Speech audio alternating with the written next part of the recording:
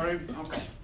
Well, we'll call to order the regular meeting of the Clark County Election Board. Today is October 16, 2023. Present, myself, Andrew Steele, Clerk Ryan Lynch, excuse me, and Republican appointee Tony Singleton, our Secretary Joanne Gohagan, and members of the public. And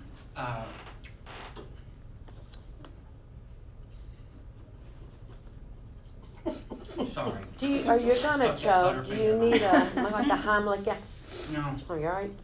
Old business, we were waiting for the finalization of the emergency report. Is this a draft? This is the first draft of the, if you guys would like to see it.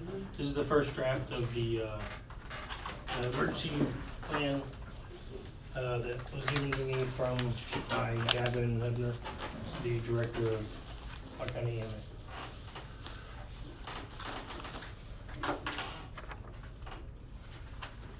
Well, obviously, I'm not gonna be able to read this into the record, but I wanna have a chance to look it over. Yeah, absolutely. I would assume that Ryan Hebner is his name, right? Gavin. Gavin. This is probably pretty standard with Department of Homeland Security regulations for other counties in our area. I would assume that basically this is adopting best practices that are used throughout the state of Indiana. I was able to look through some of it, and he cites some laws from the state.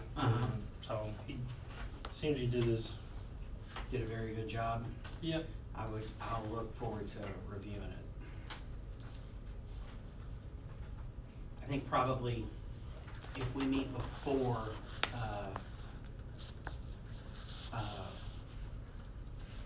general election day, which we should be, I would expect, we can, after the three of us get an opportunity to read it, we can open discussion on the record and make a recommendation to submit it to the commissioners for approval. I don't think that they'll probably complain too much. No, probably not. They may already have it in their hands. Did he submit it to them? That I don't know. I'm not sure who he. They don't. I mean, they can do whatever they choose to, but if we want to submit a recommendation or not. And if you all have copies of it now, feel free to submit. Try to send them in writing. If you have any comments or questions on it as you go through it, because you're reading it for the first time as well as me. So if you guys want any comment or input on it, send something to us in writing. See what we can do with it. Do you by chance have the email version of this you could email? I do have, I have the document version. Can I give you my email to do that? Sure. What's your email? You might not want to read it on the record. Just write it out. And I can get it afterwards. Yeah, we can get it. Yeah, thanks. I don't have a problem getting mine out, but I didn't, unless you want to, I don't know who's listening. It's fine. Thank you, though. All right, but we'll get it Thank you. to you. So moving to next business was just comment, early voting has already begun, and that's here in the courthouse. Ryan, did you want to add anything to that? No, it's been smooth. I think we've had around 100, I don't know the exact number, but around 100 people have shown up for early voting. And it started on Monday? It started on the 11th. So last day after Thursday? Last Wednesday, yeah. 100 people seems awfully low, but yeah. Let's see. I would say probably a lot of them are employees of this building, I think. I'll be down here. Yeah, I was going to say I was impressed by my, wireless notice that polls were open. Yes, I think I got one too that told me another state's. No, it works. I was happy with it. Are you dual voting somewhere? The Early enough. And don't forget, Tony, vote early because we can't vote on election day because we'll be unless you go directly to your poll. Right. Just remind you that. Thank you. How many absentee ballots have been mailed? Have been sent out? Do you know? Haven't I? I couldn't tell you right this Should second. I ask Patricia? Yeah, they'll have the number here during the day. Yeah, Angela was out today, and I just didn't get a chance to write a Oh, report alright. for the day, or for the total at least. Yeah, so she runs a report every night. She does a report. Yeah, so I thought. Cool. CFA reports are the financial reports for the candidates. The CFA 4s are gonna be due on October 20th, which is this Friday at noon. Yeah. Unless somebody picks something out, we typically don't even bother to Yeah. review those, unless we receive a complaint from another candidate or a member of the public, so. But that's our only other deadline this week. Yeah, that's the only thing this week. So hopefully, early voting continues smoothly and there's no, Yeah. really isn't a whole lot to cover today. We've had, our public test last week, and that seemed to go well. I wasn't disappointed with the machines this time. They actually, not like the last public test, but it worked. They did what we needed them to. So do you know if they checked all of them? Yeah, Bubby and Nick have to go through the checklist for every machine to make sure that they're operable. I mean, if they don't, and we take them out, they turn them on, and they don't work at the polling location, that's a nightmare. So one of the questions that was asked of me was, how do you know that those 3 machines that were tested are actually the ones that are going to be used for those specific polls, or at all, actually? How do you mean? Okay, you tested. Right. Will that machine be going to that polling location? Yeah, I don't car, know. go to car. We just pull a random sample. I know, And yeah. if those placards are changed on the front, it's not gonna matter because everything that's programmed goes into the, jump drive that programs the machine to read the ballots for that polling location. Cause we don't even we only have machines for polling locations now, Right. not for each precinct. So some of those precincts are double programmed. Right. So that's what the question Right. was, how do you? My anticipation is we're gonna be using every machine on election day. We'll just either have so many here at Central Count versus so many that are out at the polling locations throughout the county. So, And we usually don't, if they're labeled, we usually don't move. Switch the Switch labels. labels like that. I mean, that'd be creative work. That's We're extra. government employees. Well, I Yeah, just was, that's I needed to get an answer Sure, for yeah, them. sure. As far as I know, we don't switch the labels unless the. yeah, I've never machine heard of goes it, down. but you never know. Weird stuff has been known to happen. Well, so, and when they test those other machines, do they give you all a,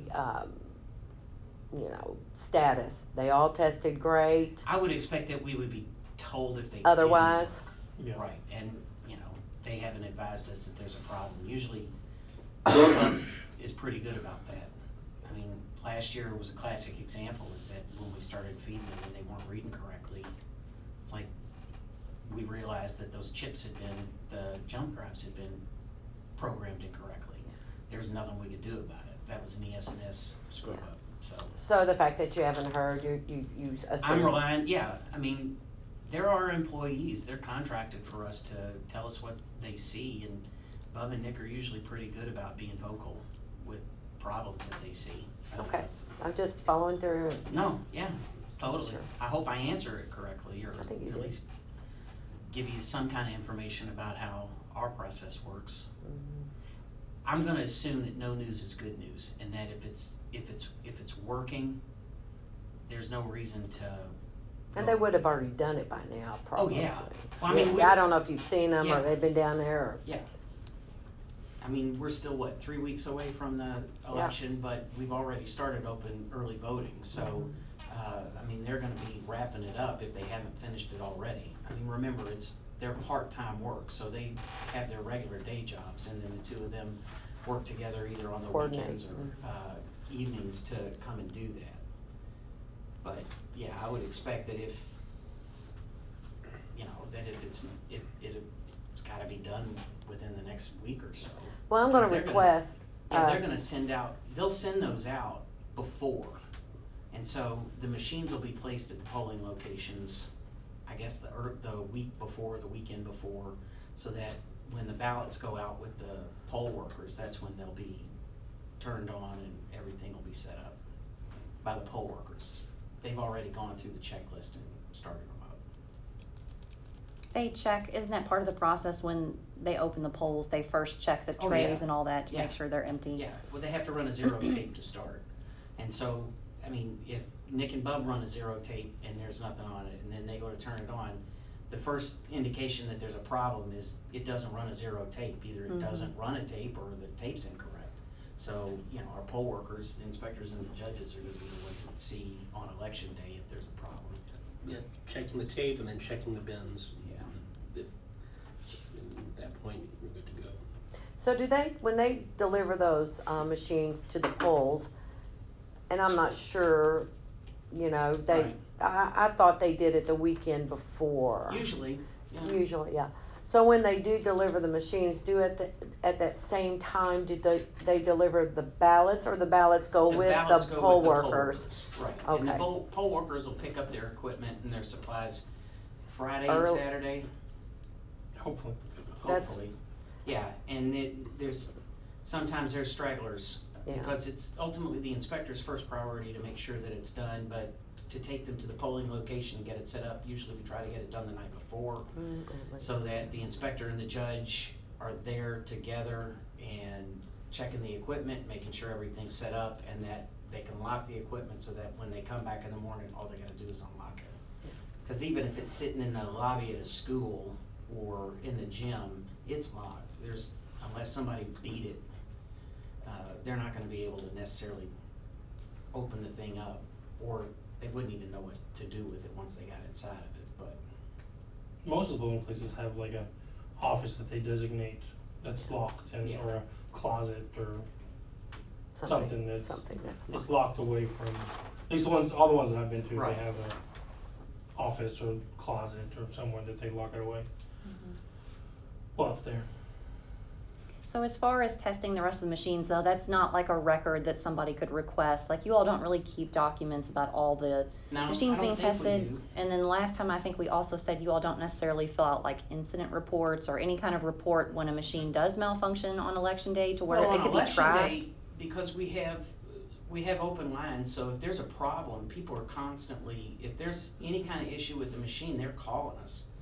I don't know, doing a written report for each one of those instances, I don't know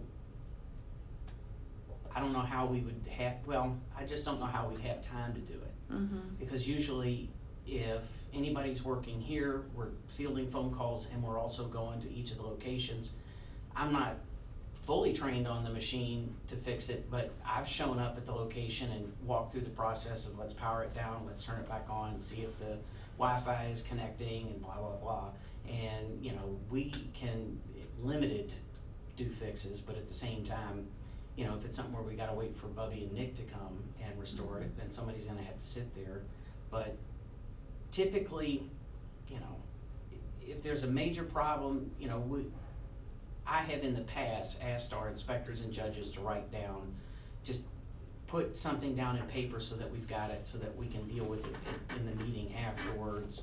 And usually they'll tuck that stuff into the election materials and it'll come back and, you know, they'll call ahead. We'll know where the problem locations are gonna be, because during the day, if we're doing checkups, if you know, you call and say your Wi-Fi is not connecting, you haven't synced, your no ink hasn't synced in an hour, blah, blah, blah, we can usually pinpoint, you know, most of the time there's just it's a dead internet signal, so that's sometimes the issue. We put on, in the primary, we put on a separate sheet attached, so the inspectors get a paper that has like where they do the oath of offices for all everybody in there, and we added a separate section on the very back that's for each of the precincts, in order for the inspector to put any issues that they had, so that after the election because before I think they had like a sheet that was a comment sheet, but it was hard to kind of decipher which location it came from. So we included it in the paperwork for each polling location, so that we can say, okay, after the election, we can look at the paperwork and know exactly what comments are coming from which one, and we can kind of debrief from the election and see what went wrong. Or sometimes believe it or not, sometimes they say good things. and then we can kind of go from there. Well, that's, I guess, better than nothing. It just seems like from a data collection point, like if we're going all digital, even for ES&S, it just seems like they would want some sort of like report or just little incident or something so that later, when you're not so busy running around, you can evaluate, okay, of all the problems we had today, so many were related to the internet connections, so many were related to the machine, feeding things through. It kind of seems crazy to me In the that stuff's past, not we've- tracked. It's not just oftentimes troubleshooting. They have a tech here with us, Mhm. and we've had an ES&S tech with us present. I would say probably at least 50% of the time, and their hotline is open to us, so that if there's a problem, if we need to do a fix online, Angela's our certified election administrator employee, so she's the first person to contact. Mhm. And it's kind of like doing customer service. If you've got a problem with your cell phone or your home computer, you call, they probably create a ticket when they deal with this, but it doesn't work. We don't have any set forms or anything that we're required to do. Only the public test is what's required of us. As far as I know, there's no state law requirement that we have incident reports. And I mean, I don't know what benefit it would serve for us beyond trying to figure out, so many problems we get are gonna be anecdotal. Like somebody's gonna complain, one person, the squeaky wheel gets the grease. So if there's one person that complains, it's gonna be the one problem we hear about each election. There might be a couple of those, but it'll revolve around something that we realize going back. The year we switched over to the no ink pads, everybody thought it was gonna be chaos and that they didn't trust the machines, but we had only 2 instances where somebody took their ballot and went through before they signed off. And it cleared them out of no ink, showing that they didn't vote. Well, when we did the rectification, Susan, she could figure out exactly where those 2 ballots were. Mhm. And that all comes afterwards. With the other stuff, most of the people complain either about long lines if they feel like there is a long line. Usually we're pretty good about that. I don't know if we've had any complaints about the machine itself.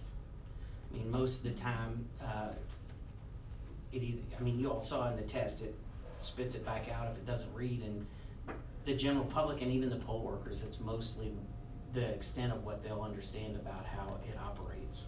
Mhm. So, and as long as it accepts it, and if there's a problem, they have to ask the voter, do you want to reject this and check it over, or do you want to accept it as is? Mhm. Most of them say, I don't care, accept it as is, and then they leave. So, Okay. it's probably not, I don't know if it wouldn't be a bad suggestion to try.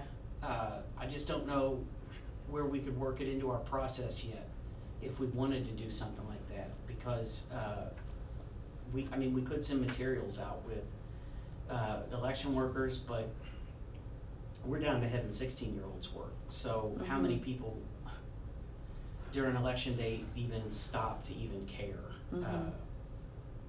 Well, I would just think more so for the mechanics that are going to fix. Like if they just had a short little thing like, this is why I had to go to this location, this was the category of the issue, and then at least the people could know, okay, well, where are the vulnerabilities here, what went wrong. If you're considering new equipment in the future, it just seems like data collection is important.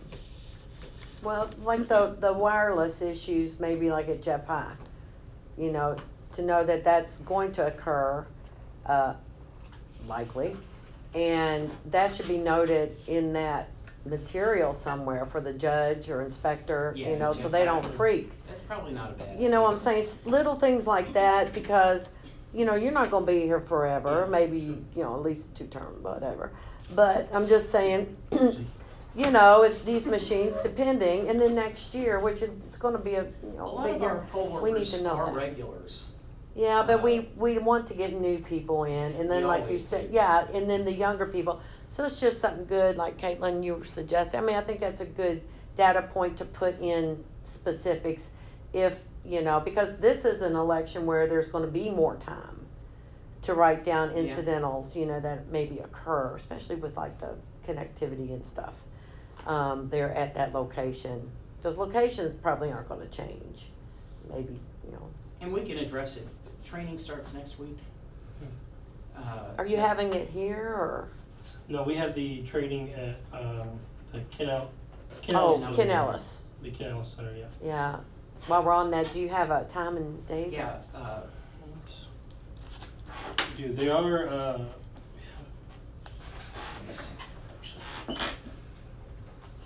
cause I was gonna ask. yeah.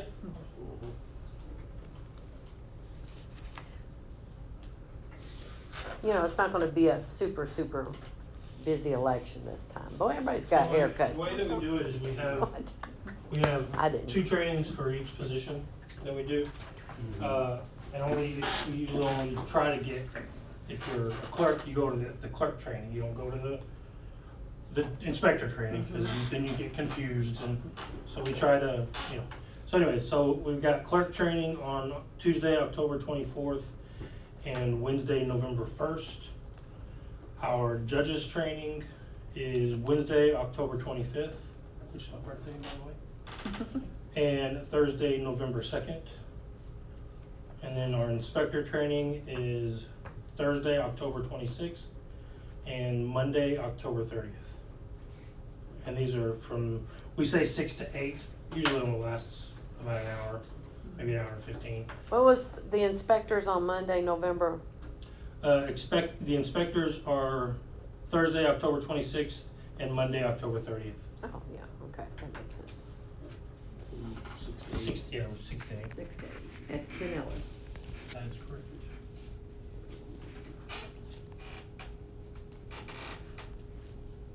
Okay, when do you need your poll watcher credentials by? We can do that up to the day of the, Okay. we can do that during the election Yeah. day. It's just an application.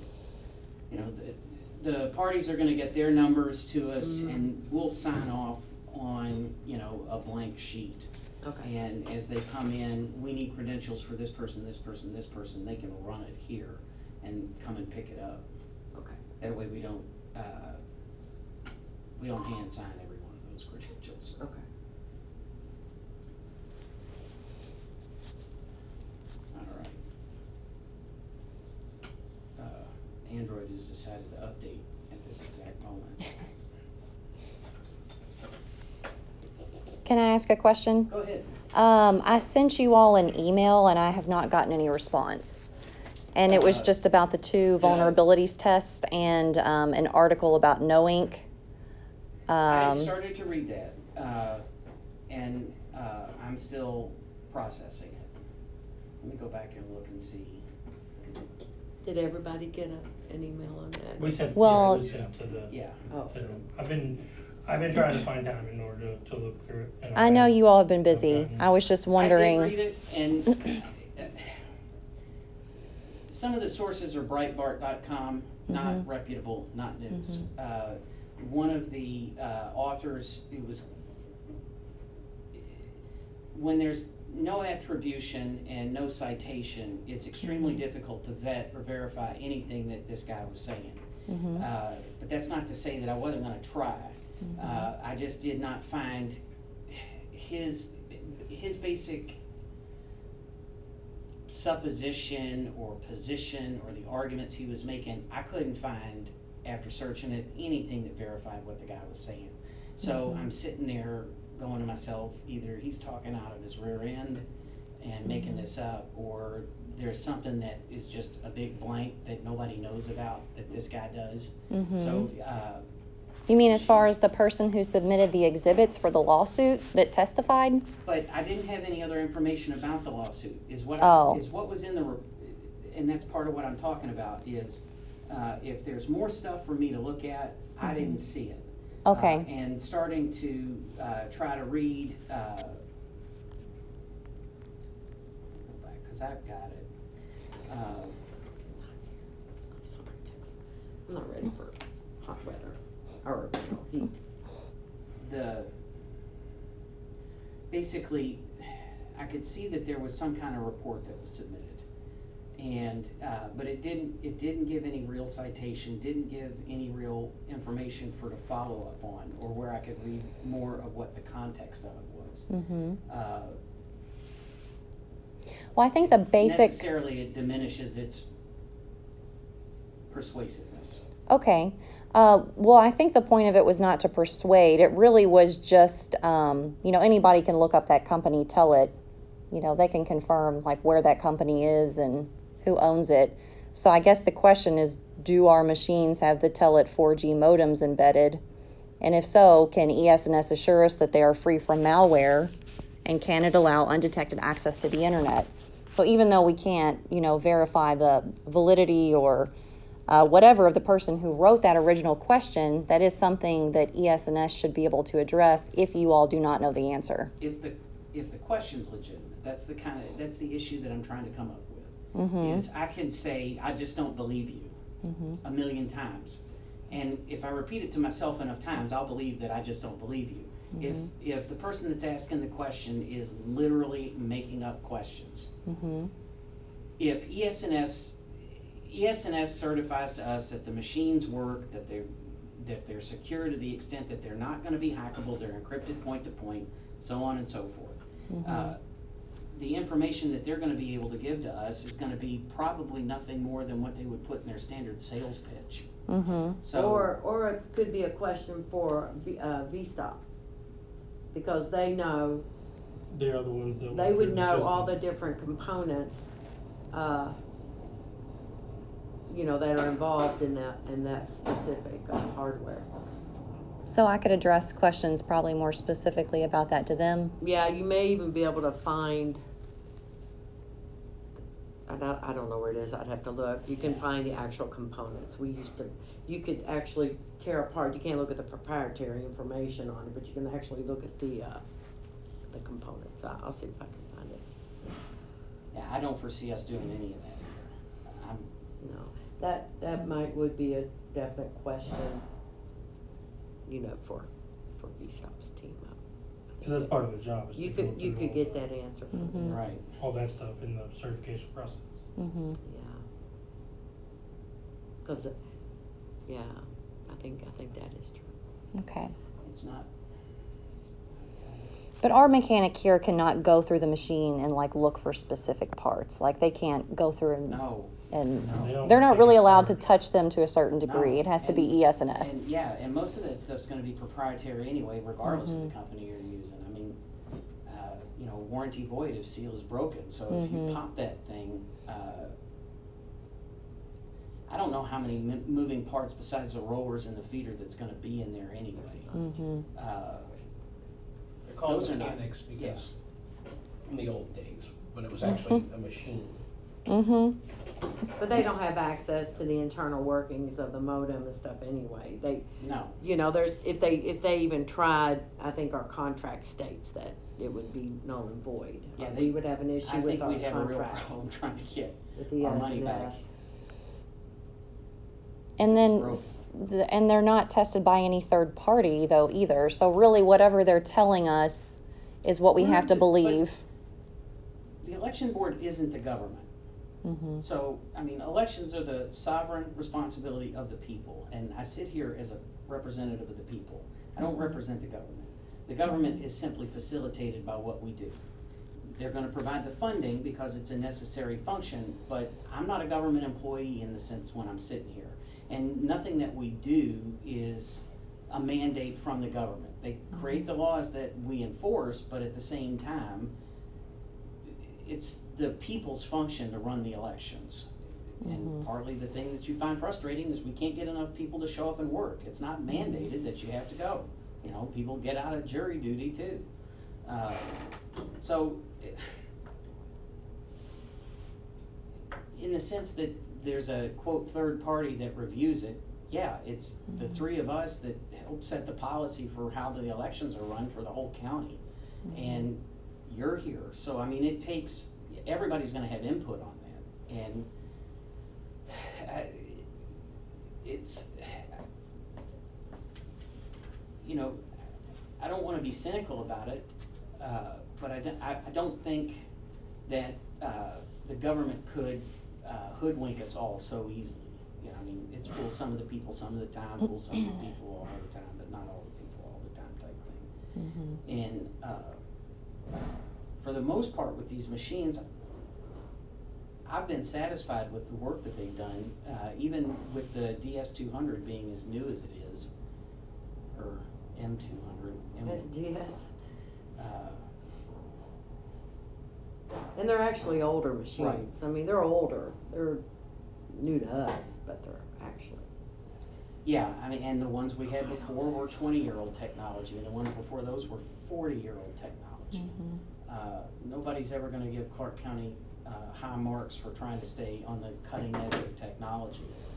But again, this goes back to when we had the pandemic relief money and realizing that there was going to be $1 million available, that we could, for once, get good equipment that would last us for 10 to 12 years at least.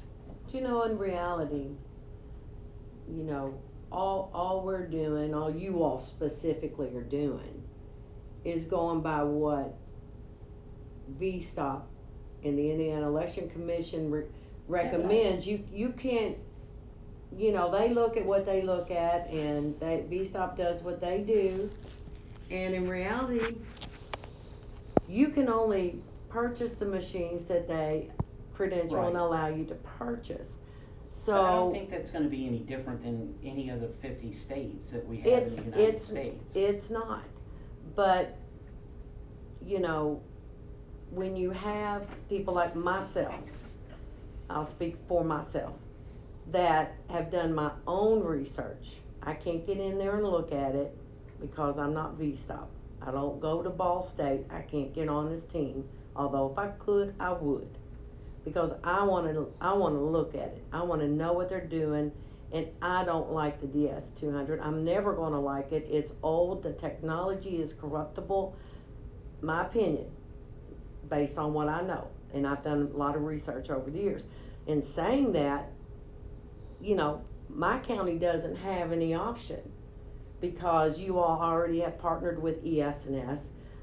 It was recommended, you know, from the Indiana Election Commission, if you're going to want to use ES&S again, you're going to have to go with the DS200 because that's all that's available. Yeah, they took away That's all that's the other available. equipment. Mm-hmm. Well, and So- when we went through that process, this was, what, 2-3 years ago? Because I was still on the board. I was on You the board were, then. and I was We there, went through the and- whole thing and had pitches. Yeah. And people came and we set all the machines up. We had a public day at the library where it was like, come down and see which one you like. And we did do everything we could to try to get public comment. I'm not saying, see, that's And the thing. we weren't necessarily locked in. When the contract time came and we were gonna take bids on those machines, we weren't necessarily locked in on ES&S. Right.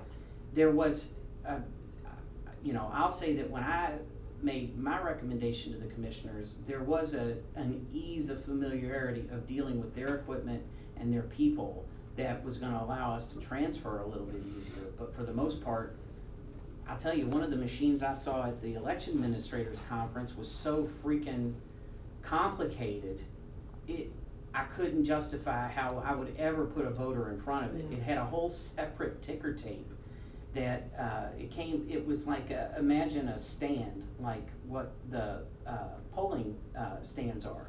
It was wobbly, is about the best way I could describe it, and that it had a whole separate machine ticking off that was in a separate locked box, like a side printer. yeah. And I was just Yeah. looking at it and I was like, this is just absolutely, I don't know if it was overthought, over-engineered. I think I know which one you're talking about. But the thing of it is we know we don't want, you know, we have to have, We want paper. yeah, we don't want digital, No, whatever, strict. right. I don't care for any, but anyway, so our choices are limited, unfortunately. And the DS200, and there's others, and we're not a vote center. We should never be a vote center, in my opinion. You know, we I do don't well disagree with you. at the precinct levels. That would diminish, you know, all that. But I'm just saying, I understand you guys don't really, you know, the machine system itself is not something that you all can change or alter. This is what we have at the moment.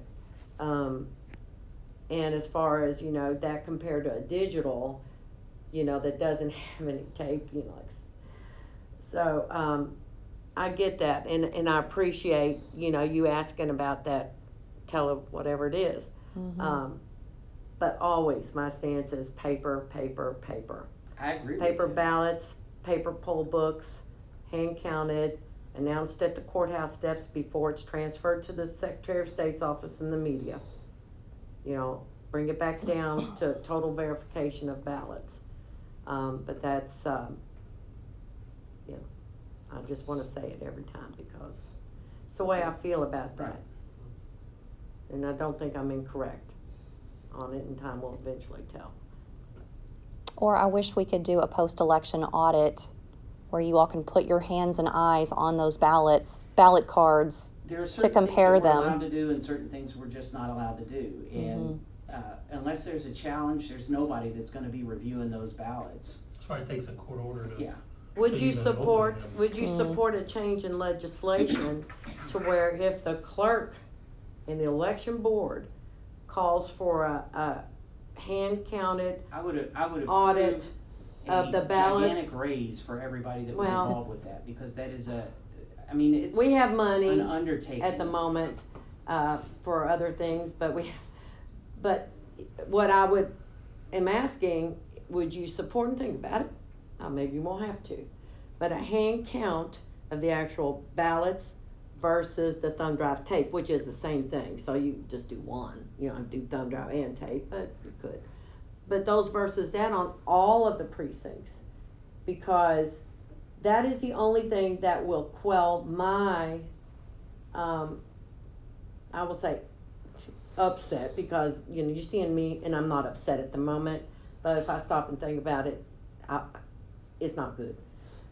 But if we compare those hand counted, those ballots, paper cards, whatever they're called, but they're paper, to the actual printouts, would you support legislation and change if I went to try to get that changed? I don't know if the board can take positions like that, because we sit in a position where we're trying to. But you're representing, I understand that, but we only interpret the laws. I'm not gonna. no, that's why I don't have the law. If I No, you're free to try it. I mean, I'm No, saying, I am. as a private citizen, you can do it, Yeah. but as the board, I can only take what the Yeah, Indiana but you could General perhaps Assembly as an has put in individual front of us. support me in that goal. I'm just saying, think about it. I don't know but I'm saying, as a board, I don't think we can do that.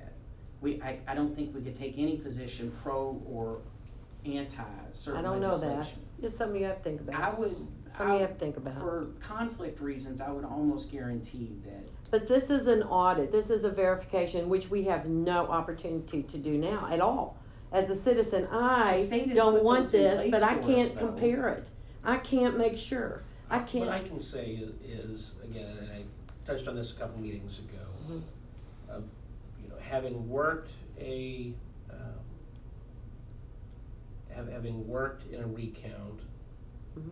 as, on the recount board, having, represented 2 clients during recounts in another county, and having observed for the last 20,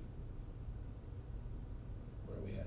I guess it'll be 20, almost, 27 years of some level of election day stuff. There has never really been, other than the times where ballots didn't make it to the machine, all those 3 or 4 recounts that I've been involved in, there was never a change. Well, I've gone back and I've seen, excuse me. sure, I've seen, a vote here, a vote there, and then you look at the ballot and you can see, that was poorly marked. But there has never been enough to influence a change in the election. So, I mean, it's the tech, and I hear again, you. and you can see that, Yeah. you can just see that someone mismarked it or didn't do a very good job.